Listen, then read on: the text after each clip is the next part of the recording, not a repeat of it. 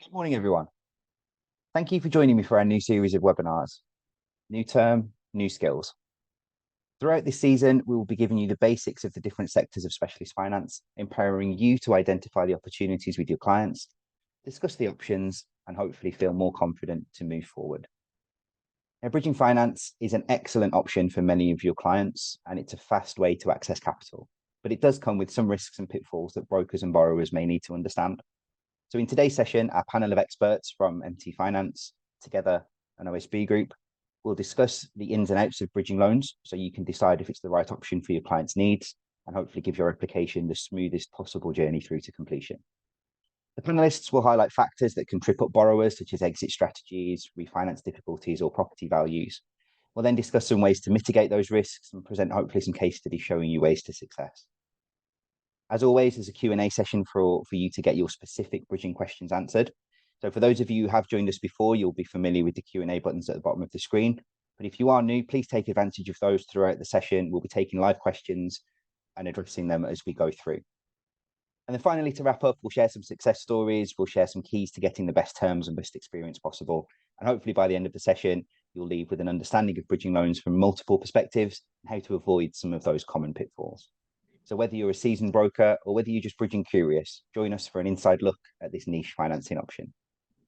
There are also some handouts that will be available to you throughout, so keep an eye out for those and we'll get those to you. So before we go any further, let's introduce the panel. So today I'm delighted to introduce Raphael Bengio, Head of Lending of Bridging Finance at MT Finance, Michelle Walsh, Head of Intermediary Sales at Together Commercial Finance, and Ross Williams, Specialist Finance Account Manager at OSB Group. Welcome all. So by way of an introduction then, obviously I know the three of you very well. Some of our panel may not. So if you wanted, you could just give us a quick introduction to yourself and your background in the industry. Raphael, if you want to start us off. Yeah, sure, no problem.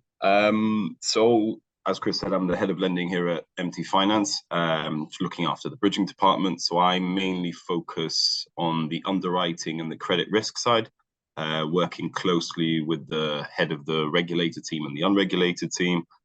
Just really on the day-to-day side of the underwriting, signing off cases, looking at everything from a credit risk point of view. So I'm coming up now to about 10 years in the specialist finance industry. So started in development finance and then moved towards bridging and always been from an underwriting risk point of view. And yeah, that's me really. Excellent, thank you. Michelle?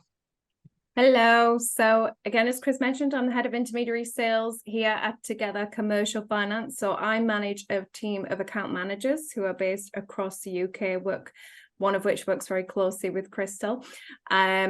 We can support with products across a wide range with your bridging on regulated and unregulated. From my experience, I've been in the finance industry for about 20 years.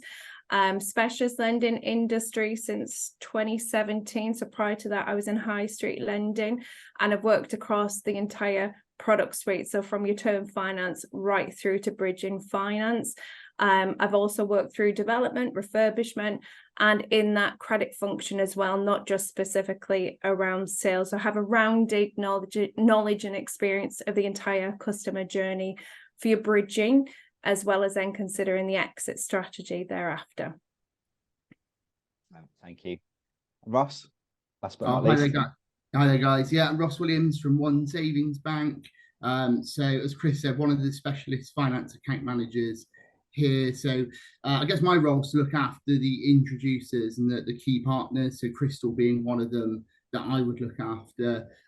So within the One Savings Bank group, I look after the precise bridging side and intermediary commercial side, which covers bridging as well.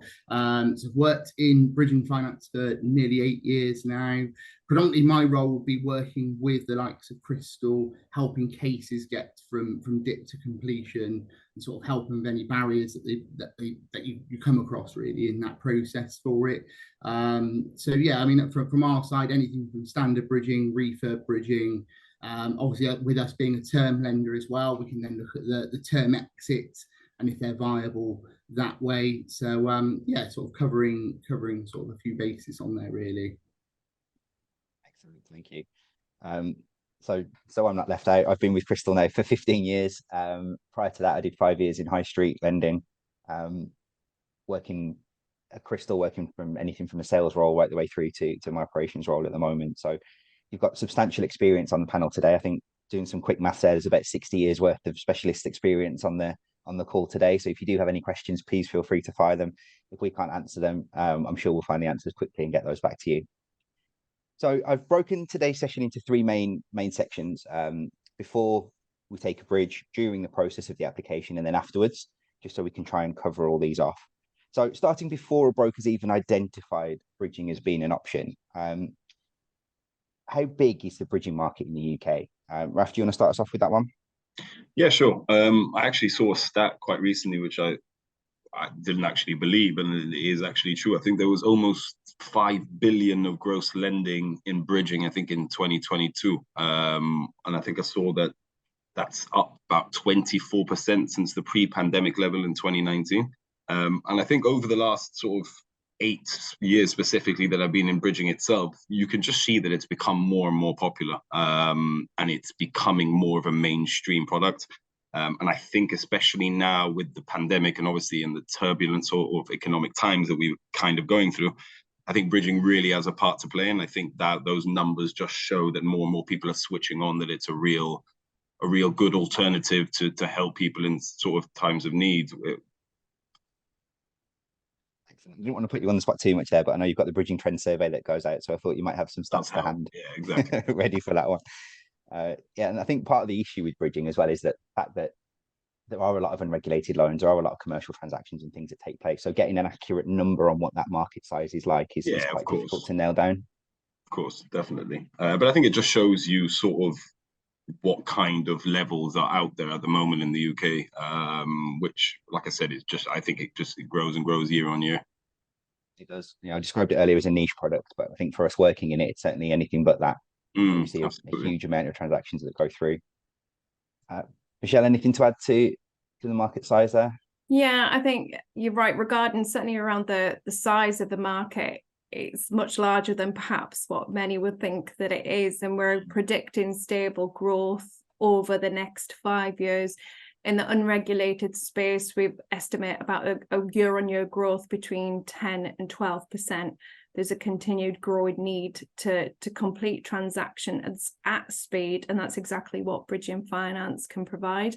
In the regulated space, we're expecting it to stay stable around about the £1 billion mark. But that said, there is the potential of continued growth on this of about 5 to 10%, again, potentially year on year, given the market conditions and the increase in volume of chain breaks in the market. So yes, it's a large market today, but it's going to continue to be a growing market, which is great to have sessions like this to run through the opportunities with the brokers that you work with, Kris, and have a look at what further they could support their customers with. Brilliant. Thank you. Ross, anything to add to that? Yeah, I think like Michelle said, I think the big growth from what we've seen is chain break because of obviously the difficulties in the market over the last couple of years. So I think the uncertainty in the market, sadly, is seen probably the bridging market grow quite a lot because of people pulling out of sales of properties and then leaving people in a position where do they go on and purchase their next property, or do they not, and I guess don't have that onward purchase available, whereas the bridge is obviously there from a chain break perspective to allow them to do the onward purchase whilst they sell their property. And sadly, we are seeing more and more sales fall through, which is sort of the requirement for the chain break bridging on there. I think also from a rate perspective, bridging in a turbulent market in a term lending, bridging rates have remained pretty strong really in the last 18 months. So I think the old adage of maybe 10 years ago of it being like, well, bridging is going to be ridiculously expensive. Well, actually, if you look at it compared to term lending, especially sort of 6 months ago, it was pretty competitive. So I think the idea it's become a viable solution for a lot of brokers and clients, I think, as well. Yeah, I think that's a very good point. I think rates haven't moved as much as they have on term lending. You look at some of the headlines that have been out there, rates at 0.48, 0.5, something like that. If you take 6% a year on a bridging loan, that's a ridiculous rate considering where where term lending is. So it's become a much more attractive opportunity, I think, as the market's kind of pushed itself out on rate. So no, that's a really good point. So Michelle, jumping to you for this one then. Before we've gone into bridging, before we've identified a lender or anything like that, what scenarios are you seeing most frequently where a broker or client might need to use a bridge? I think we've already mentioned in the regulated space is definitely chain breaks. There are customers that are rethinking purchasing, or perhaps affordability no longer fits because of the increase in rates in term products. So chain breaks is a large one. We're also seeing an increase to refurbishment of properties. So again, on the regulated side, is considering customers are exploring properties that perhaps they wouldn't have done previously. So buying at auction and doing some work to that property, and more often than not, an auction property isn't suitable for a term day one, but also term finance more often than not can't achieve the deadline that's required in auction, typically about 28 days. On the unreg side, auction transactions can continue to be high in demand. We're also seeing portfolio landlords wanting to purchase properties at pace where other landlords are perhaps putting their stock on the market. There's also the opportunity, certainly in the refurbishment space, of converting vacant office blocks as an example.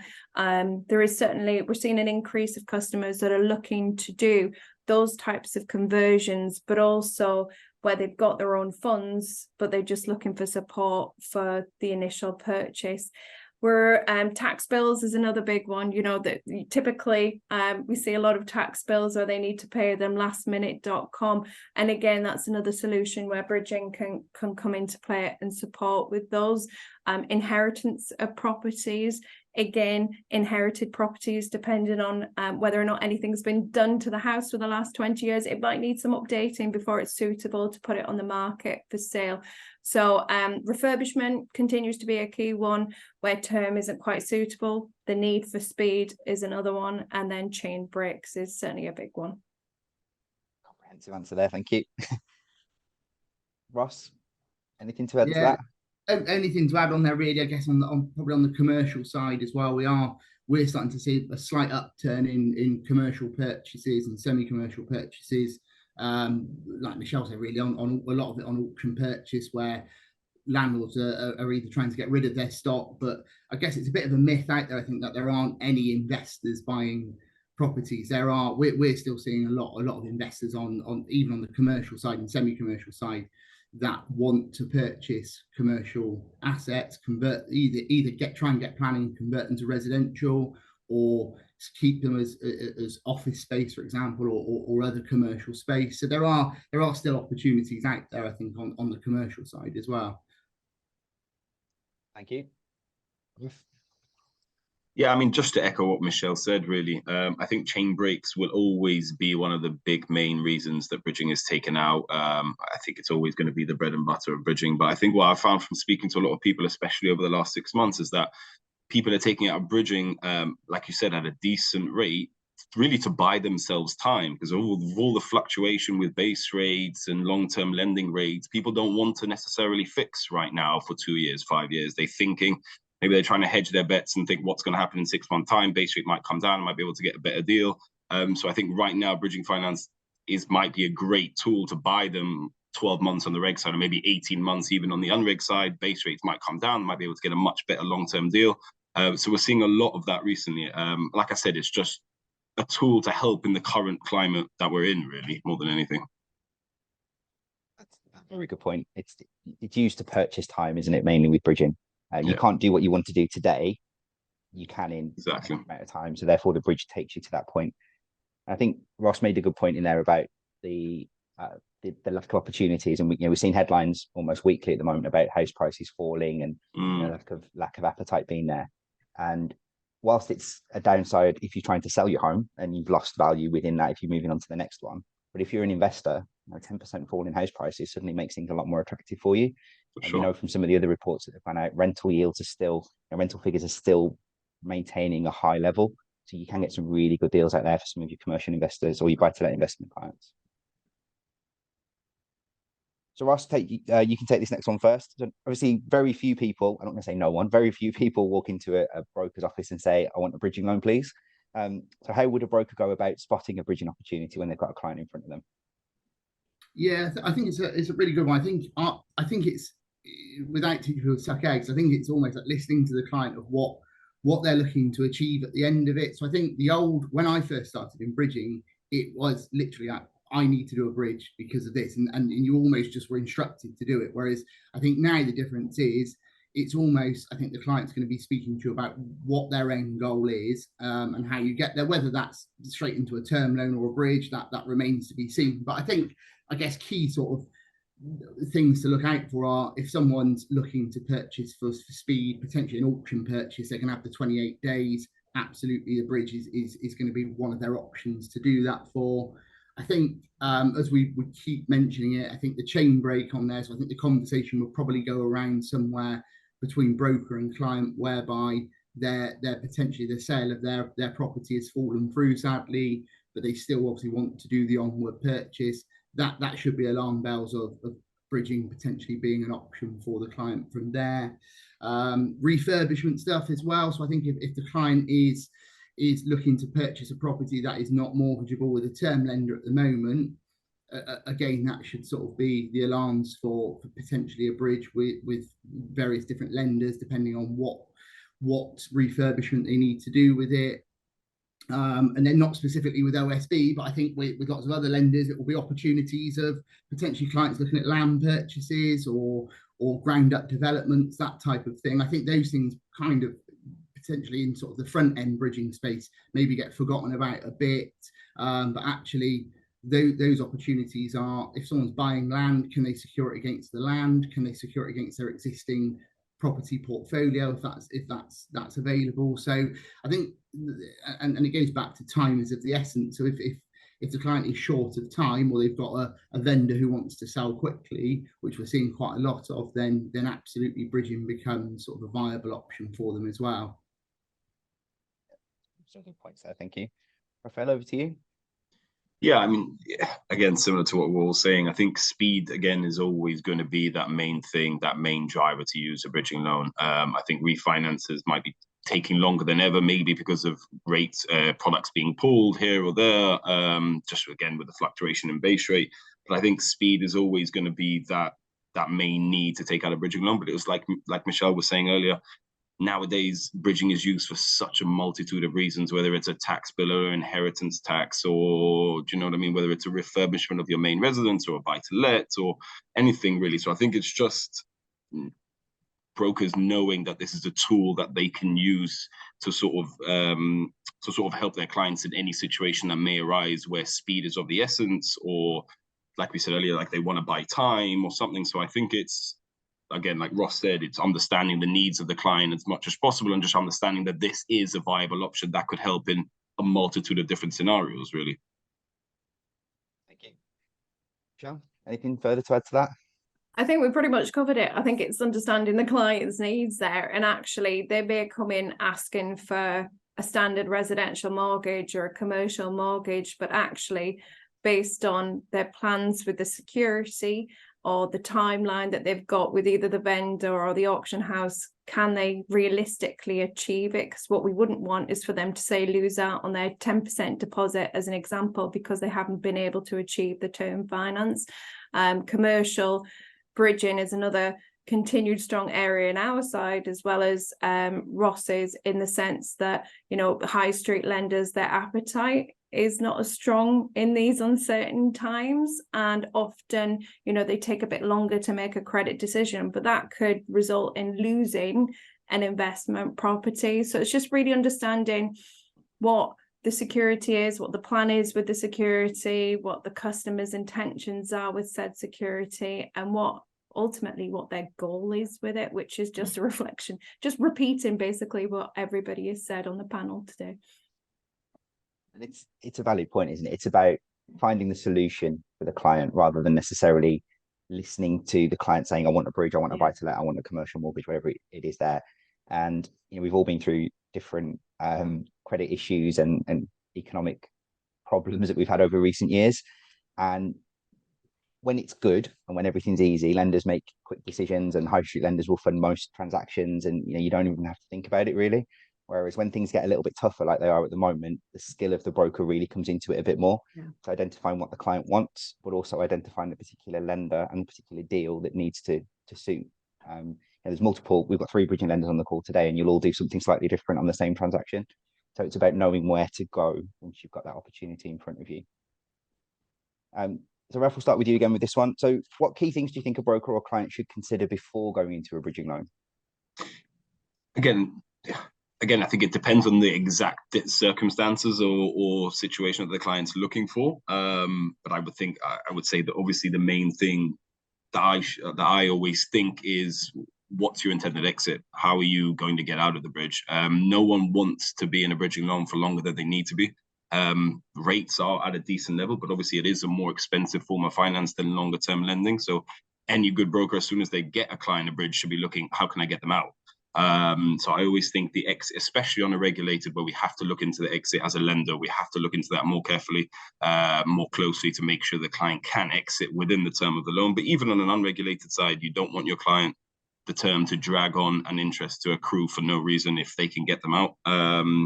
Obviously, the overall cost, the interest rate, whether there's any upfront costs. But ultimately, maybe, like we said, maybe there is an alternative form of finance that isn't necessarily a bridge that's best for their clients. So I think you have to, as a broker, look at all of the different options. And if a bridge is the right sort of tool or product for the client, then affordability, the overall cost, the speed of the completion, which I know that we'll get to at some point, the potential exit. So I think all of those main things are something that definitely has to be looked into or thought about before the client actually enters into it. Thank you. Michelle? Yeah, exit is so key on bridging finance. And also term. Is the term that they're looking for feasible for the exit plan that they've had? What we're seeing a lot of, certainly in the commercial bridging space, is where applicants are taking a bridge to purchase land with the intent to gain planning and then exit onto, say, development finance. It's taken far longer for planning offices to even look at an application at this moment in time. So that's key, really, is 12 months. Say, for example, if they're going for an unreg bridge, is 12 months feasible? If, for example, if they're going to do some works to said property before then flipping it out onto the market for sale or looking to refinance, what's the intention of the works? Have they worked through their schedule? How long is it going to take? Then, depending on what the exit is, have they then given themselves sufficient time at the tail end to then exit said bridge? So with any broker, I would definitely say, just repeating what Rob Raphael said there, is that, is the bridge the right solution? If it is the right solution, is the term the right solution based on the exit strategy? Because we certainly don't want customers to be in a situation where they haven't got an exit. That's key for every bridging lender, is getting comfortable with that exit plan. Excellent, thank you. Ross? Yeah, so I think Michelle and Raf have covered most. I think going to probably sound like a broken record. I think for us, exit is massive. So I think with any bridging lender, I think for us, it's just making sure the client is comfortable with what their exit is going to be, the broker's comfortable. So it sounds awful, but all 3 parties, lender, client and broker, are all absolutely aware of what the exit strategy is going to be, and they're all working towards that same exit. I think the other thing, like real basic things, I think clients, if they haven't done bridging before, things like the interest being deducted and things like that, making sure the client understands that is not always, I mean, you potentially can obviously service it with some lenders, but making sure they understand the difference between it being serviced and it being retained, and sort of how that impacts on when they come to redeeming the bridge, what that means to them. So I think, like Raf said, I think most people are going to be looking to, even if you do a 12-month term, their plan is probably going to be paying it off after 6 or 9 months. So just sort of explaining how that works with a 12-month bridge with the interest. So I think for a lot of people, whilst it is more common bridging now, I think the client just needs to be, without being patronising, fully educated on what they are going into before, because they've probably done a term mortgage before, they may well have not done a bridging loan before. Thank you. There's a couple of key points in there that hopefully we'll loop back to a little bit later on. I think MCD obviously came in a number of years ago, didn't it? And that was encouraging brokers to look at the whole scenario rather than just going down one route with it. And at the time, a number of people were talking about second charges being impacted by this substantially, that instead of just the remo, brokers should be considering a second charge option as potentially an alternative. But I think bridging falls into that hugely as well. It's, if you are looking for a buy-to-let mortgage with no ERCs, for example, is that the right solution for the client? Should we be looking at a bridge? Should we be looking at doing some work to sell? We're seeing more scenarios coming up now with unusual purposes for bridging. There was a recent one that jumps out where the client was looking to do a refurb to the property, not to increase the value of the property, but just to make it desirable, because there were a number of properties on the market in the area, and this one was probably the tiredest one of all of them. So she was looking to spend 50 grand on doing the property up. It wouldn't get her a 50 grand back at the end of it, but she'd be in a position where she could sell it, which is something we probably haven't seen for a number of years. It's just about looking at that whole scenario and making sure that you're getting the right thing for them. So we touched on the scenario itself. Michelle, I'll start with you with this one. What about the lender? So there's a number of bridging lenders that we can look at, and we've got 3 very good ones on the call at the moment. But what should brokers consider about lenders before they go in? There's many bridging lenders in the market, I think we all know, certainly in the unregulated space. And I think what's key is understanding the USPs that differ between them, because there's some that perhaps all do the same thing, and every customer has a different need, and it's understanding which lender can best provide the solution to that need, whether it be based on the structure of the transaction, the client type, the credit profile, the terms, the exit, whatever it is of the scenario, is then identifying which lender can best provide the best solution, the quickest solution based on that need. And I think perhaps from a broker's perspective, if bridging is not their bread and butter, and they don't have the vast experience of the different USPs that all of us bridging lenders can provide, is then working with a partner like yourselves at Crystal, Kris, who have got that extensive experience and those fantastic relationships with different lenders, that you could pick up the phone to Cara in my team, for example, and ask for support on any type of case, that we can offer that assistance there and then.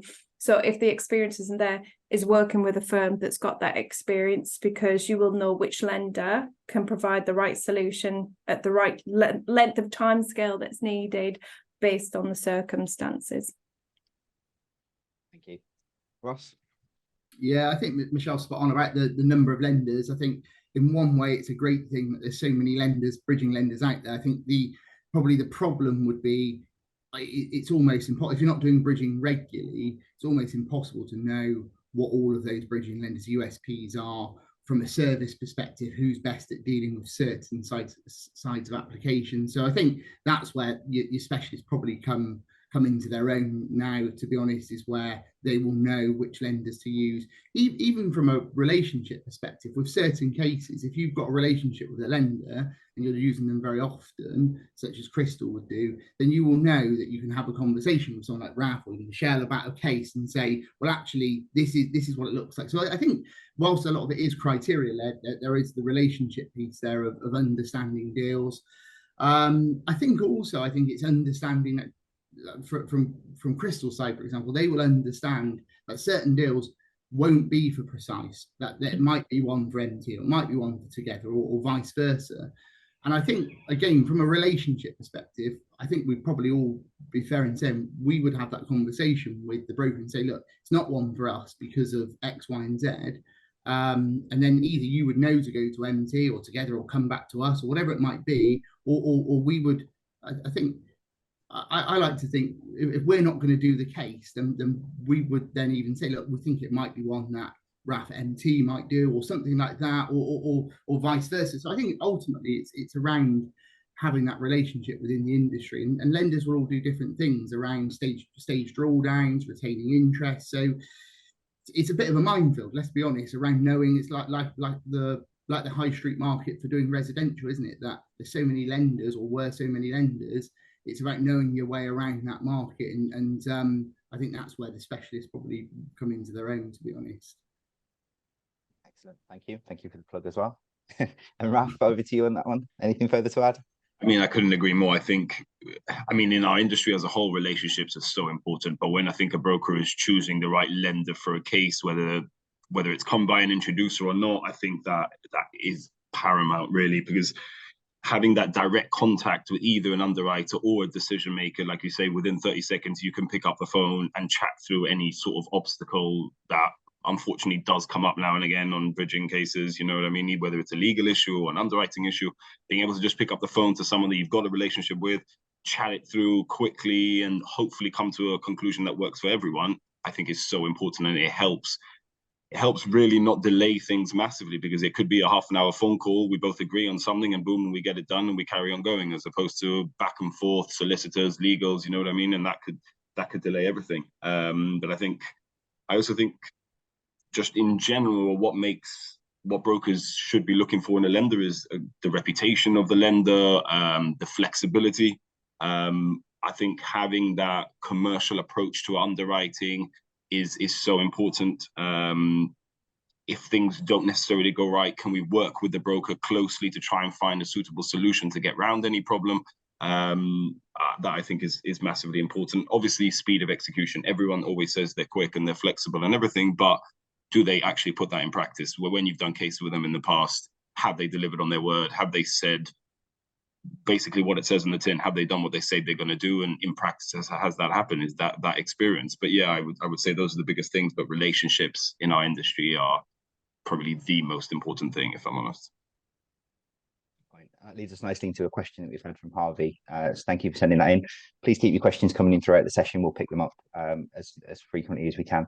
So the question we've had is, whilst bridging headline rates are attractive, could they be a honey trap where customers are offered a higher rate after a lengthy underwrite or conveyance? And Harvey goes on to say, from the limited adventure into bridging or commercial, cascading, it has been there along with very lengthy underwriting processes.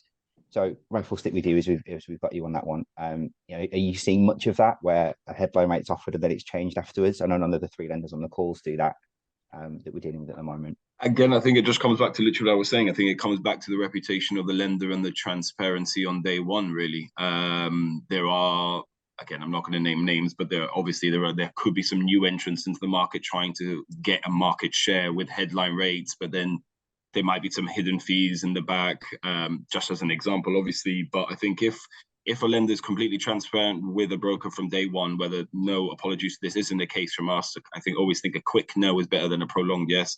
This is the rate we can do. And I think as long as there's the conditions set within, obviously if there's down valuations, which is a whole another world in its own.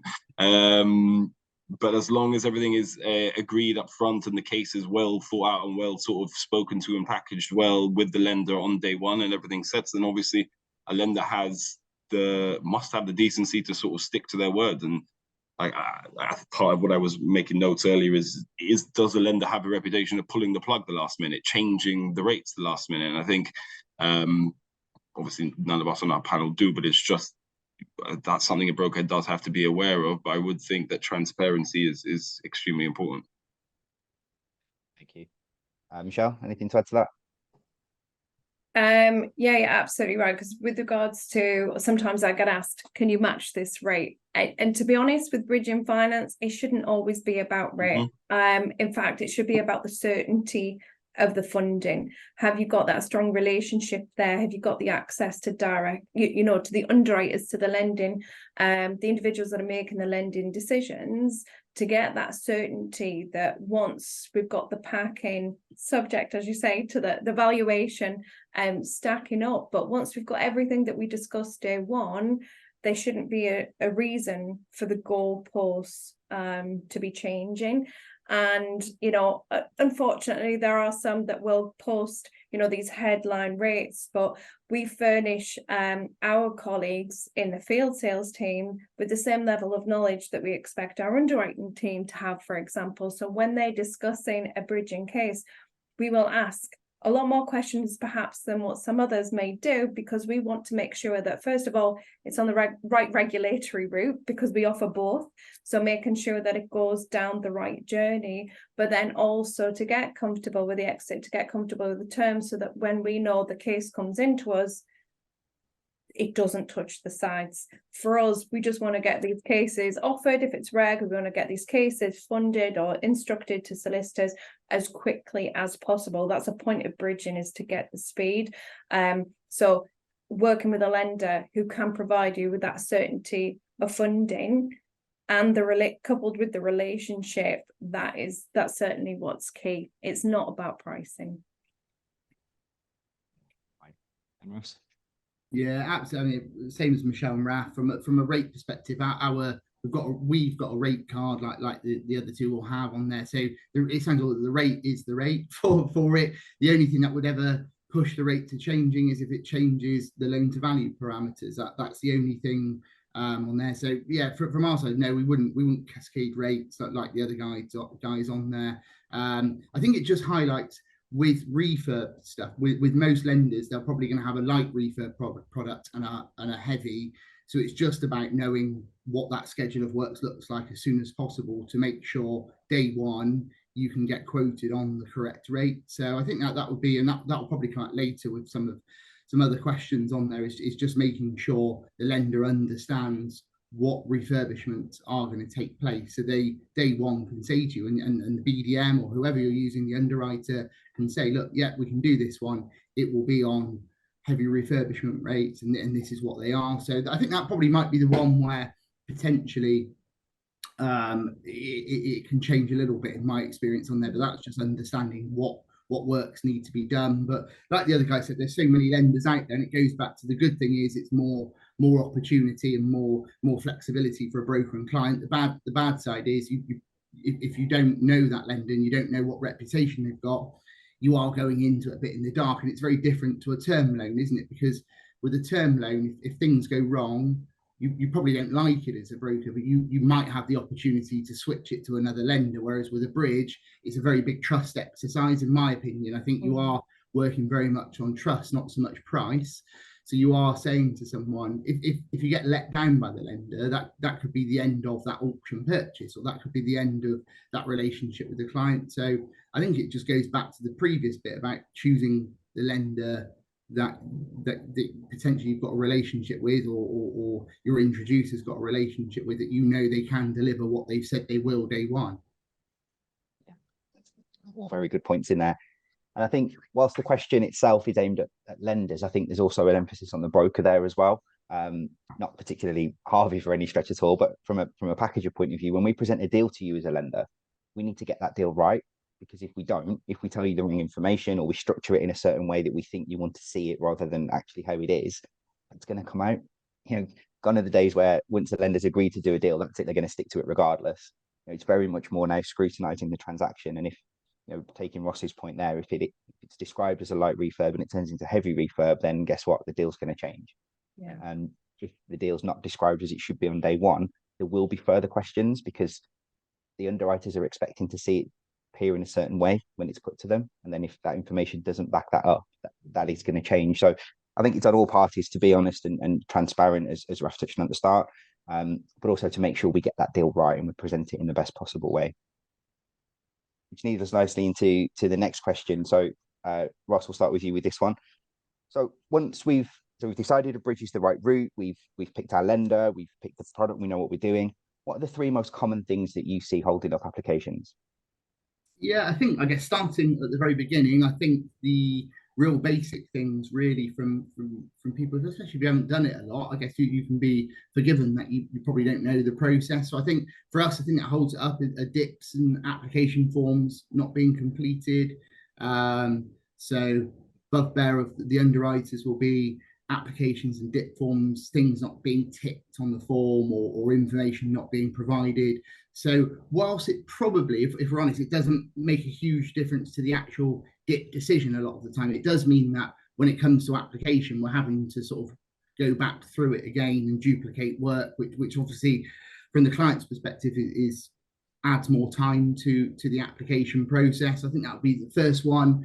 I think we've mentioned the second one a few times on refurb cases, schedule of works. So making sure schedule of works are accurate. So Raf's probably seen a lot more than I have, but we've seen somewhere they vary from being really detailed and fantastic to like back of the fag packet. Literally.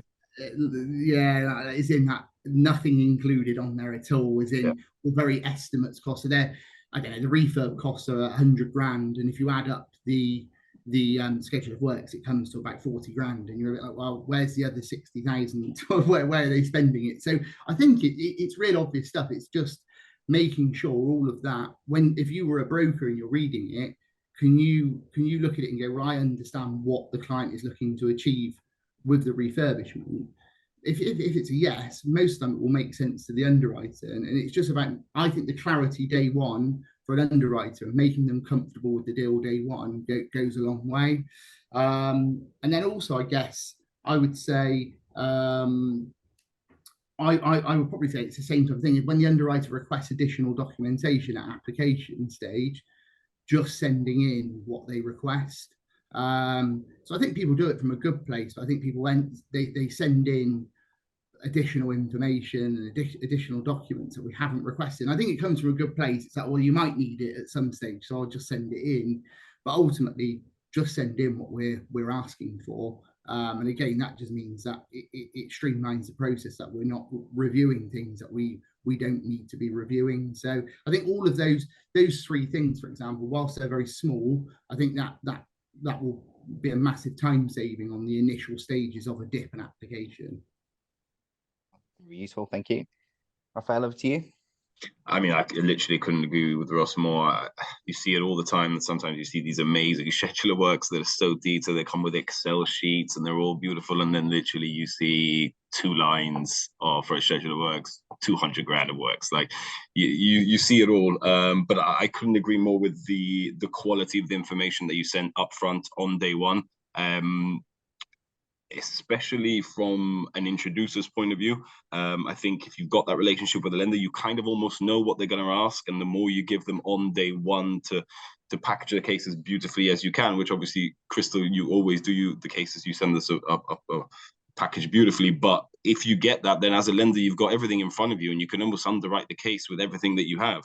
So I think that's always a bugbear. That's always leads to delays at the beginning of the process. I think another one which could be the bane of my life is delays in the legal process, which I think put it down to clients choosing a solicitor that may have never done a bridging loan before, never acted on a bridging loan before, and they don't necessarily, obviously they're solicitors and they're qualified and they can do the work, but they don't really understand either the urgency or the set of requisitions that's being asked. And again, it goes back to what Ross is saying. Sometimes they supply information that haven't even been asked for. It's not on the set of inquiries, and it can just open up a can of worms or this or that, and it can lead to further delays.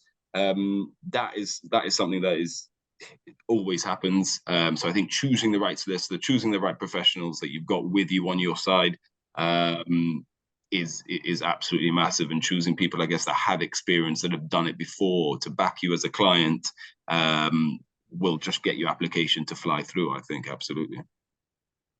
Brilliant, thank you. And Michelle? I think that's everybody's biggest bugbear is the legal process at the tail end, because sometimes I sit at cases, I'm like, why has it been with solicitors for this long? But I think it's not necessarily our side, as you say. It's customers that are selecting perhaps a solicitor that's done their residential mortgage for them, or they've used the family solicitor to do this transaction, but said solicitor doesn't understand the nuances between the questions that the lender's solicitor will ask for a bridging finance versus your bog standard residential term loan. So that's the biggest one that causes delay in the process. The other one I would like to highlight is around the source of the deposit. It's probably a key one for us, because is from a broker's perspective is understanding exactly what that deposit source has been built up from. Yes, the solicitors will do their own AML checks later down the line. However, it's always worth a review at the very forefront of the application. Does it make sense? So say, for example, if the applicant, I don't know, is on £17,000 per annum, but they have 100 grand deposit that they said that they've built up for the last 2 years, from where would be my question. So we deal with a lot of overseas nationals, overseas residents, so some of the higher risk type transactions. And with higher risk, it also brings a higher risk when it comes to the source of the deposit. So really understanding the source, how that's been built up as best as possible day one, to prevent any delays further down the line once the solicitors are doing their checks. That's key. And then I suppose just to reflect on what Ross and Raf have said, is that it's packaging the case up with our shopping list day one, provide us with that information that we ask for day one, so that an underwriter has all the answers to their questions, that they can just instruct solicitors, or they can just fund a case if it follows, say, our internal funding policy, or offer the transaction. So proof of income tends to be one if you're doing a service bridge, for example, or making sure that whatever we ask for on our checklist, give that to us day one, so that we can just box that off. Exit strategy, everything that's on the shopping list, give it to us day one, so we can get that case moving quickly. Okay, we're making it sound so simple. We had another live question that's come in from Magdalena, so thank you for that. Quick criteria question. We'll start with you as you're on screen, Michelle. Is there an age limit on bridging? Age limit on bridging depends. If you're doing a regulated bridge, we tend to have an age up to the age of 85 on our regulated bridging. It will differ depending on lender, so you do need to sense check the lender's criteria with that, because I'm telling you what our criteria is. However, that said, it may differ with others, but for regulated bridging, it's 85 at the end of the term, so you've just got to factor in that term side. Now, with regards to your unregulated bridging, it's kind of understanding what the exit strategy is as well. So say, for example, if it's a self-funding buy-to-let that they're going to move on to, in theory, there's no maximum age. But if it's not self-funding, then our maximum age would be 80. But that's Together's criteria. Of course. Thank you. Raf? Yeah, I mean, very similar. I do think 85 is probably kind of an industry sort of norm, possibly. But yeah, so at MT Finance, both on our reg or unreg, it is 85 years old. On our unreg, we can be, again, a bit more flexible on the circumstances of the deal and who the borrower is, whether there's any younger participants, potentially younger borrowers on the application as well. Does the deal make sense? All of that. But yeah, for us, it is 85 as well. Thank you. And Ross?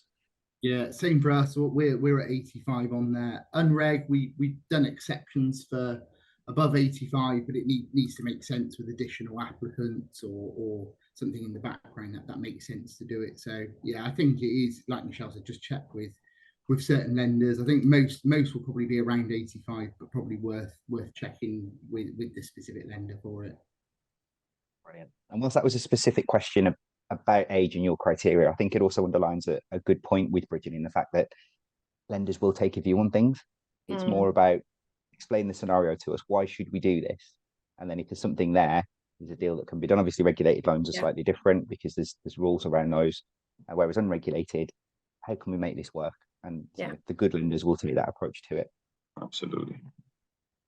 All right, running short on time, so keep the questions coming in. Thank you. They're brilliant so far.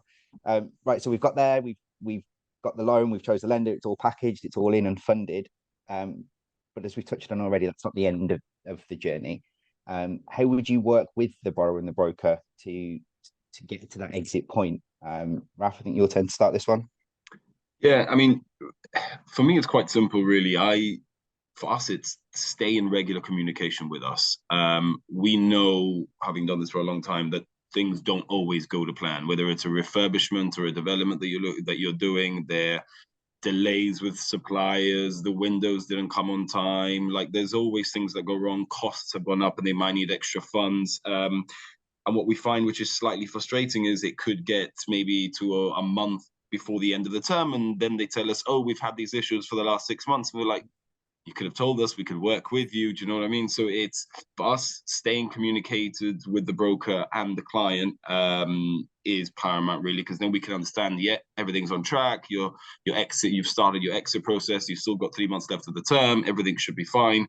or no, there's an issue, but we can handle it and work with you during the term of the loan. So I think that is super important, and I can't say that enough. And then obviously we always try and work with our brokers and borrowers on different options. A lot of the times, for example, especially over the last 6 months, where the long-term market has been a bit up and down with rates and everything. So maybe at the beginning of the transaction, when we underwrote it, the refinance made sense and it fit from an affordability point of view, from a rate point of view. And then 6 to 8 months down the line, I don't think anyone could have forecasted what was going to happen. Maybe it doesn't fit now. And now maybe they need to switch the exit strategy. Maybe they're looking to buy to let it out, or now they're looking to sell it. So again, I think it comes back to my first point. Work with us, speak to us, communicate with us as best as possible, and we will work with you to find the best solution for you so that you can pay us back and exit as quick as you can, really. Thank you. Michelle? Yeah, same. Communication is key, because we certainly don't want customers to be in a situation where they're paying default interest rates, for example, because they've gone over their term loan. So it's remaining in contact with your broker. If your initial exit strategy didn't work, what other options you have, and don't wait until the end of the term to have those conversations. Have that open dialogue throughout the term. So when you're agreeing your term at the very forefront, then also decide what touch points are we going to look at this. If I haven't, say, for example, achieved sale by month 9, then I need to perhaps look at a refinance or onto a term transaction, for example. So it's having that open dialogue with the broker, but also the open dialogue with the lender.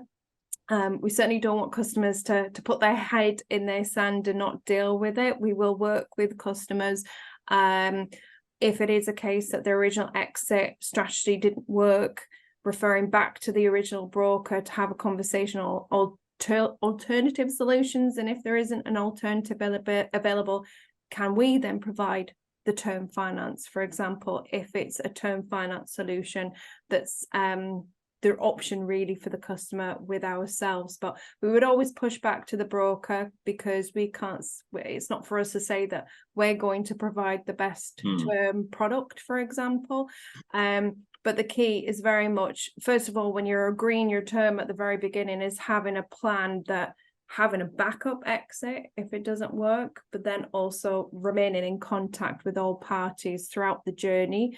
That if circumstances change, we wouldn't expect the market to become so turbulent at the tail end of last year. So things can change, but it's key just to keep the conversation going on that, because we will work with our customers to see what options are available.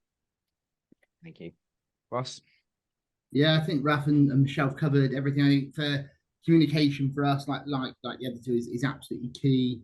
So just keeping us informed throughout. I think human nature is, if something's not going very well, just forget about it and it'll probably all sort itself out. But I think, again, it goes back to that relationship with lender, broker and client all being aligned. So you're all throughout the term of the loan. I think it is definitely a thing with bridging. I think as soon as the bridge completes, we all sort of celebrate because we've all got there. And then that's where from the lender's perspective and the client's perspective and the broker, I guess the real work probably starts of the lender redeeming their funds back and the client getting off of the bridging interest rate. So we're all in it for the same thing, I guess, really, is that we all want it to be redeemed within the term of the loan.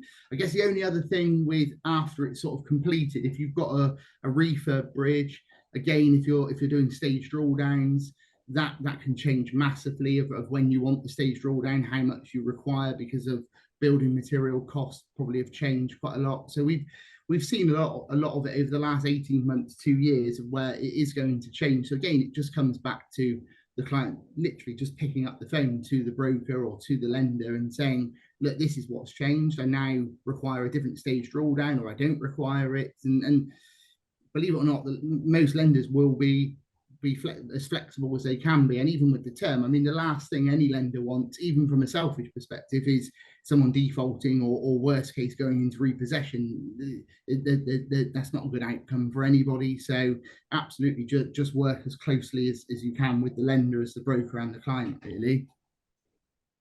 Some very, very good points in there. Thank you. I've got a couple of questions left on here, but we're running a little bit short of time. So if we haven't covered your question today, we will get back to you individually and answer that on there. So thank you for sending those across. I think you've all been so kind to give up your time for this webinar today. It's only fair I give you the opportunity to pitch yourselves on the way back. So 60 seconds or so, quick elevator pitch, just for the USPs for your own particular lenders. Go in alphabetical order. Raphael, do you want to start us off first? Yeah, sure, no problem. I think from our point of view, our USPs have always been our service. We've won awards for our service numerous times, and it's something that we pride ourselves in. When we set up the regulated team a couple of years ago, that was our main focus, to try and provide a service in the regulated space that may have not been out there, and try and sort of emulate that with the unregulated side. For us, we have great relationships with top introducers, top packagers, just like we have with yourself at Crystal, and we pride ourselves on those reputations. We pride ourselves on the ability to just communicate with our brokers, work through any obstacles that may come. We try and be as commercially minded in our underwriting as possible, be as flexible as we can, and ultimately get to that conclusion as quickly and as possible, as best as we can, really. But yeah, I would say that are our USPs in a nutshell. Brilliant, nice and concise as well. Thank you, Michelle. So at Together, we've been providing specialist lending solutions for 50 years now. So we've got the experience. Bridging is very much our bread and butter. Q2 stats for us, our average time to fund an unregulated bridge was just 27 days and a regulated bridge was 17 days. The industry average has been reported for last quarter at 58. So we're delivering funding solutions on average far quicker than the industry average. Couple that with our excellent relationships with the likes of Crystal, and our key USPs is certainly around having funding solutions for many different client credit profiles. We can provide funding against many different asset types, commercial, residential, land, for example. And we can also lend to many different applicant structures. So whether or not that's an overseas resident, overseas national, a limited company, a SIP, a SAS, a trust. We have many different funding solutions for complex, but also your standard cases because of the speed that we can deliver. So we're here for both the small and large transactions to work with you at pace to get those fundings over the line. Thank you. Ross?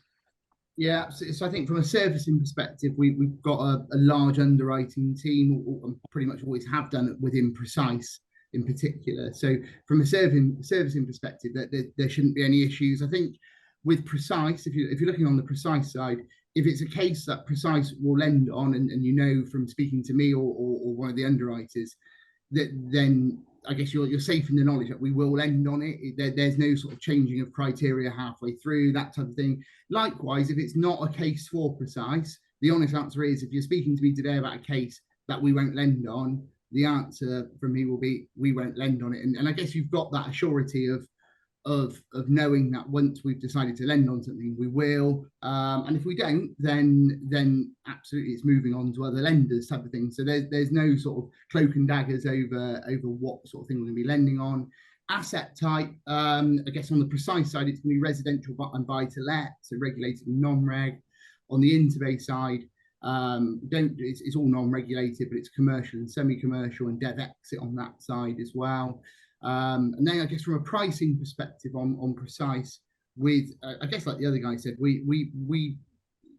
our strong relations with our important introducers, Crystal being one of them, is very strong for us. So they would have dedicated underwriters within the Precise team that look after Crystal, and from a pricing perspective, they would be able to access different products from a rate perspective that potentially whole of market might not be able to. So again, it's just like every good lender out there, I think, really, is that it's making sure that the client and the broker are sort of at the forefront of everything that they're doing from a servicing perspective, really.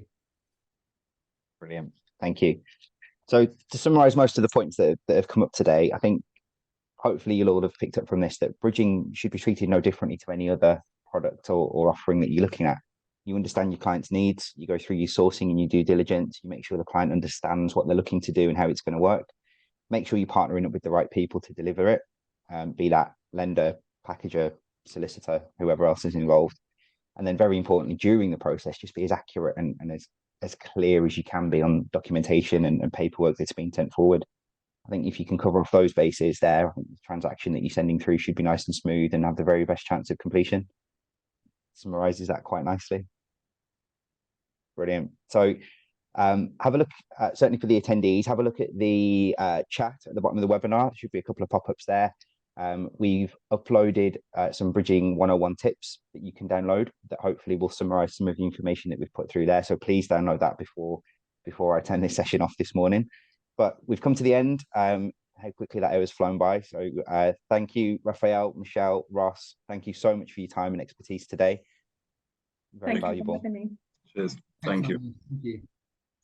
And to everyone who's attended, I hope you all found that useful and that you go away from this feeling more confident to assist with your clients' bridging requirements.